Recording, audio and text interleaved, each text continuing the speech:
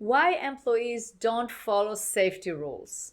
Before you blame employees for not following safety rules, listen to this. Most safety failures started way before the incident. This is one of the biggest hidden risks that I see in growing companies, and it applies to safety, but also to other areas. By the end of this video, you will know the real reason why safety procedures are not being followed and how to create a better culture of compliance and accountability.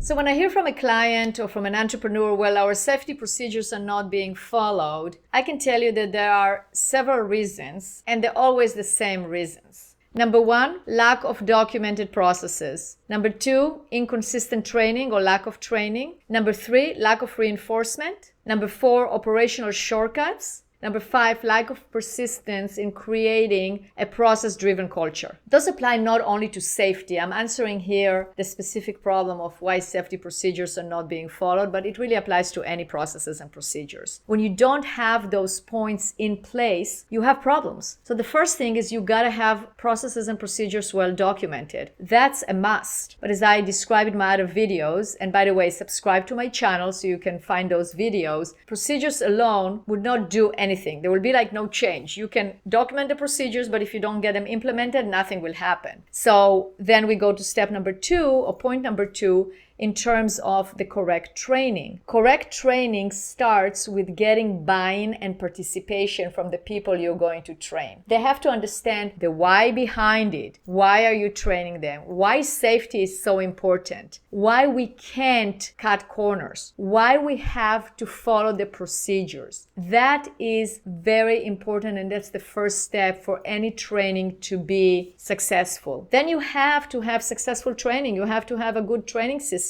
where people actually get trained. They're reading the procedures, they're drilling, they are shown different scenarios and they resolve the scenarios, you're testing them. They have to show you that they can actually execute those procedures. Then don't get into operational shortcuts. Don't say, well, this was just a minor incident, I'm not going to go through the entire procedure. The procedures have to be followed, and they have to be followed by everyone in the organization. And as a leader, you gotta set the example that those are actually being followed, and show that they are important, and show that the steps need to be executed, because otherwise everyone is at risk. So that's how you get to creating that process-driven culture, when people feel accountable and they are going to execute those procedures because they are accountable for the execution of the procedures. And there has to be that demand from the leadership team, from the managers, that those procedures will be executed. There is no other way. We're going to execute those, but you also explain why, so they don't blindly being executed, but you are getting the willingness of each and every individual to execute it because they all understand why. And that's how you create alignment, and you create the accountability, you create compliance and execution without the frustration or feeling like they're being forced into doing something that is really not important but has to be done. Because let's face it, if you don't get those procedures implemented and followed,